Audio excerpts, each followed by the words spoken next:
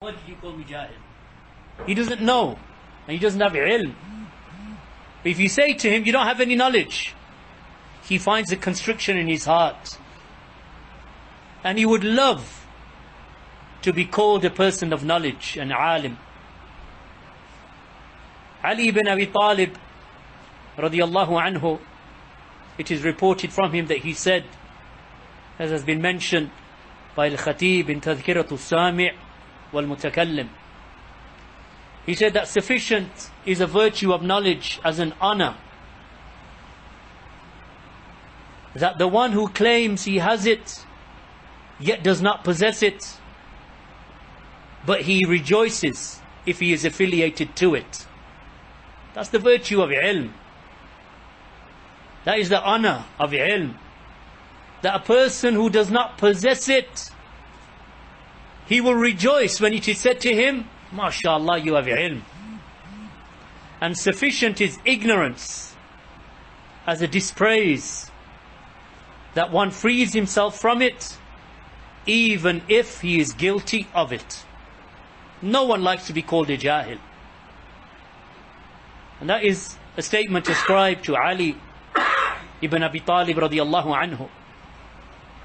So how can excellence of knowledge and the ulama be hidden from any Muslim whilst he recites the statement of Allah subhanahu wa ta'ala, قُلْ هَلْ يَسْتَوِي الَّذِينَ يَعْلَمُونَ وَالَّذِينَ لَا يَعْلَمُونَ إِنَّمَا يَتَذَكَّرُ أُولُو الْأَلْبَابِ.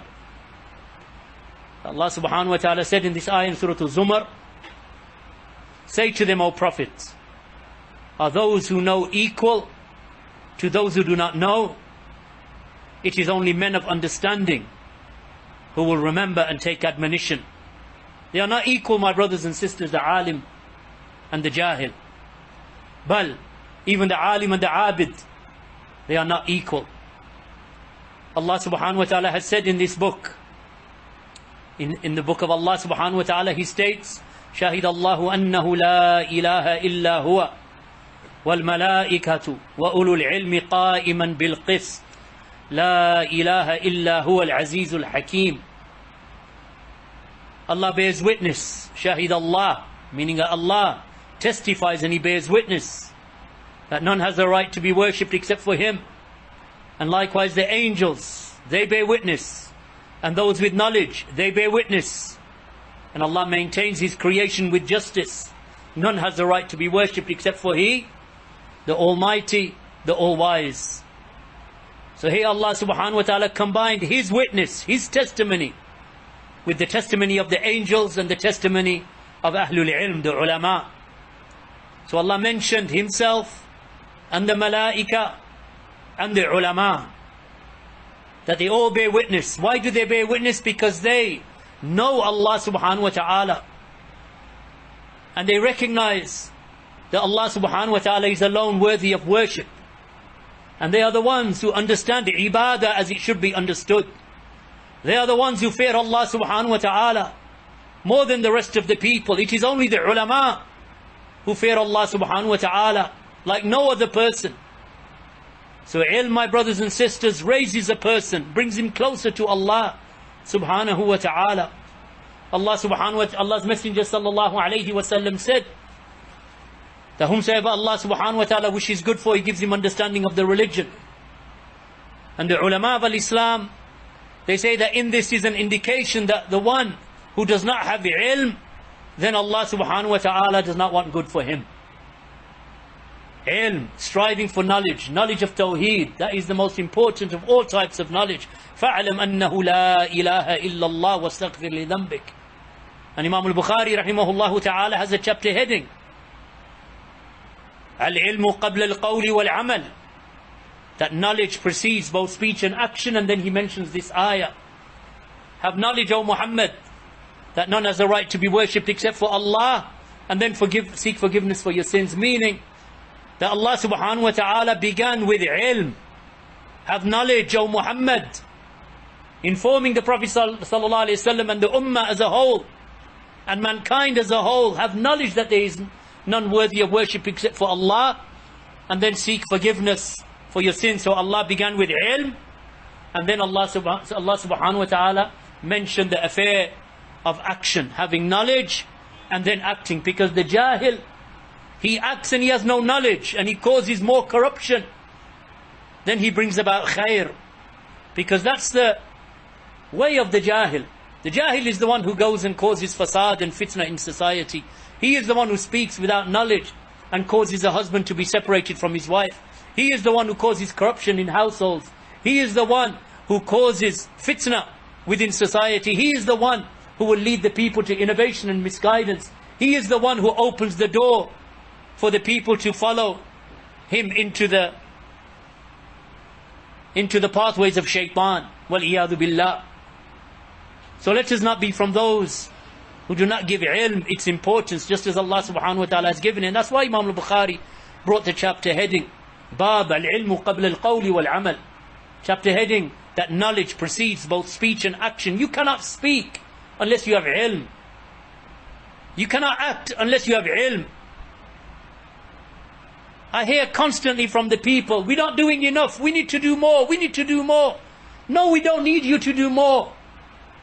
Because the more that you do, the more harm that comes about upon the ummah. We need you to do nothing except go and seek knowledge. Once you have learnt, then act for yourself. And bring your family to ilm. Bring your family to the action that you have learnt, based upon the kitab and the sunnah, the book of Allah, and following Rasulullah sallallahu alayhi wasallam. This is what we want from you. We don't need actions from you, because your actions are based upon jahl and ignorance, and your speech is based upon jahl and ignorance. It doesn't bring any benefit to the ummah. Ilm. And ilm is قال Allah wa قال Rasul wa قال Sahaba, what Allah said and His Messenger said, and that which the Sahaba radiallahu anhum were upon, with their understanding and their statements and their fahm. And the rest of the ummah, Ahlul Sunnati wal Jama'ah, Ahlul Hadith, the Salafiyun, from that time up until Yawm al-Qiyamah, they will follow that foundation, Kitab, Sunnah, Sahaba, because this is what Allah subhanahu wa ta'ala has commanded in the Quran. Qais bin Kathir, he said that a man came from Medina to Abu Darda radiallahu anhu whilst he was in Damascus. So Abu Darda said to him, why did you come, my brother? So the man came, قدم رجل من المدينة إلى أبي درداء وهو بدمشق, and he was in Damascus, meaning Abu Darda was in Damascus, and he said to him, ما أقدمك يا أخي, what has brought you? What has brought you to me, O my brother?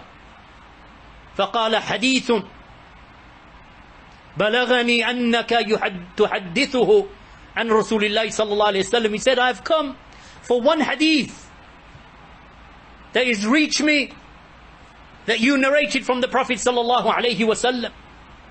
So Abu Darda said to him, أما جئت لحاجة? Did you not come for any other need? He said, no, لا. He said, أما قدمت لتجارة? Have you not come for any trade or any business? He said, no, I did not come إلا في طلب هذا الحديث. I did not come except seeking this one hadith. So Abu Darda said to him, فإني سمعت رسول الله صلى الله عليه وسلم قال. Then Abu Darda went straight to the hadith of Allah's Messenger. He realized that this man has come for one purpose. He did not come for tijara. He did not come for any need. He only came to seek this one hadith from this companion of Allah's Messenger sallallahu alaihi wasallam, all the way from Medina in that time. So then Abu Darda, he said, for indeed I heard Allah's Messenger sallallahu alaihi wasallam say, Man salaka tariqan yabtaghi fihi ilman, that whomsoever treads a path in search of knowledge, salaka Allahu bihi tariqan ila al-jannah, then Allah will make easy for him the path to paradise. And then he said, for indeed the angels, they lower their wings in pleasure for the one who is in pursuit of knowledge. وَإِنَّ الْعَالِمَ لَا يَسْتَغْفِرُ لَهُ مَنْ فِي السَّمَوَاتِ وَمَنْ فِي الْأَرْضِ. For indeed the alim, everything that is in the heavens and everything that is in the earth seeks forgiveness for the alim, for the one who has attained knowledge, the alim, the scholar. حتى الحيتان في الماء, up until even the fish in the water, even the fish in the waters, they seek forgiveness for the scholar. وفضل العالم على العابد كفضل القمر على سائر الكواكب. He said, and the virtue of the alim over the general worshipper, this is the one who makes ibadah of Allah. We're not talking about the fasiq. Not between the alim and the fasiq, the open sinner or the gambler or the liar or the thief or the drunkard. The alim over the one who prays in the front row every salah. The alim over the one who makes dhikr of Allah subhanahu wa ta'ala. The alim over the one who recites the Quran. The alim over the abid, meaning the average worshipper of Allah subhanahu wa ta'ala, not the fasiq. So this is the difference between the alim and the one who truly worships Allah subhanahu wa ta'ala. Is what, as the Prophet sallallahu alayhi wasallam said, is like the brightness of the full moon as compared to the twinkling of the rest of the planets. For indeed the ulama warathatul anbiya, for indeed the ulama, they are the inheritors of the prophets. That singles out the ulama. The ulama, they inherit from the prophets. The abid is good. The abid is a wali of Allah because he worships Allah, he fears Allah, he prostrates to Allah, he makes dhikr of Allah. He does not commit sins, but the alim is levels higher than him because he has all of those things. And on top of that, he is an inheritor of the prophets. Innal anbiya'a lam yuwarrithu dinaran wala dirhama. For indeed the anbiya, they do not leave behind as inheritance neither dinar nor dirham. They don't leave behind gold coins nor silver coins. They don't leave behind currency or wealth. Rather, what they leave behind is ilm. فَمَنْ أَخَذَ بِهِ أَخَذَ بِحَدٍّ وَافِرٍ. نعم, بِحَدٍّ وَافِرٍ. And whomsoever takes it, then he has taken an abundant treasure. Reported by Imam Ahmed and like in his Musnad, and likewise at-Tirmidhi, and many of the other collectors of hadith, such as Ibn Majah and others. So this hadith, my brothers and sisters, it explains to us the fadl of the alim. Abu Umama al-Bahili radiyallahu anhu, another companion, he said the case of two men was mentioned to Allah's Messenger sallallahu alayhi wa sallam. Dhukira li Rasulillahi sallallahu alayhi wa sallam rajulan. Two men were mentioned to Allah's Messenger sallallahu alayhi wa sallam. One was an abid and one was an alim. So the Prophet sallallahu alayhi wa sallam said, فَضْلُ الْعَالِمْ عَلَى الْعَابِدِ كَفَضْلِ عَلَى أَدْنَاكُمْ. He said that the virtue of the scholar over the general worshipper is like my excellence over the least of you. Why? Because the alim is inheriting from the prophets.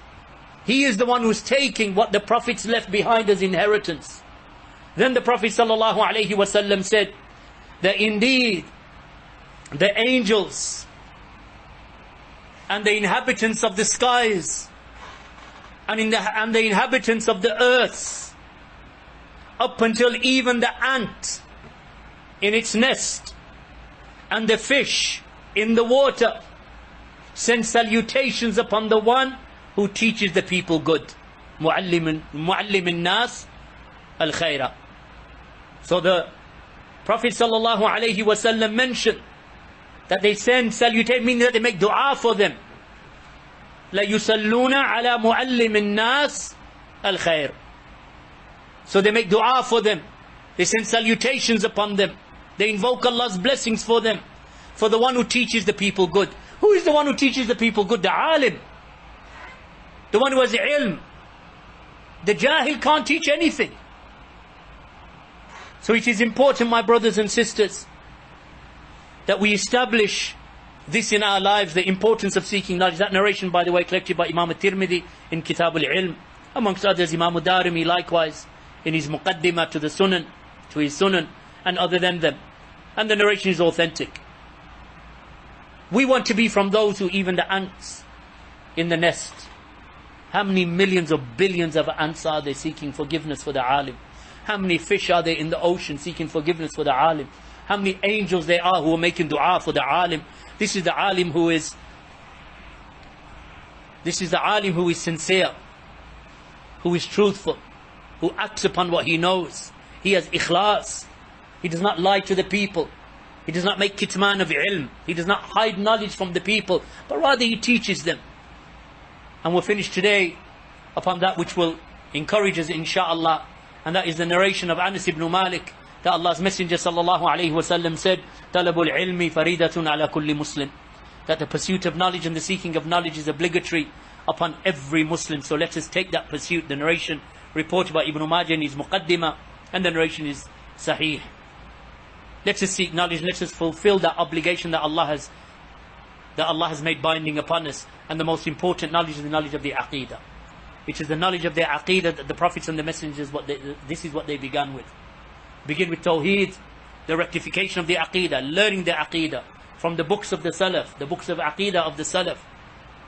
Learn the Sunnah of Allah's Messenger sallallahu alayhi wa sallam, understanding of the Sahaba of that, and all of that upon the understanding of the Sahaba radiyallahu anhum, and those early generations that Allah subhanahu wa Allah's Messenger sallallahu alayhi wa sallam mentioned with virtue. Wa jazakumullahu khairan walhamdulillahi rabbil alameen wa sallallahu ala nabiyyina Muhammad wa ala alihi wa sahbihi ajma'een. Jazakumullahu khairan.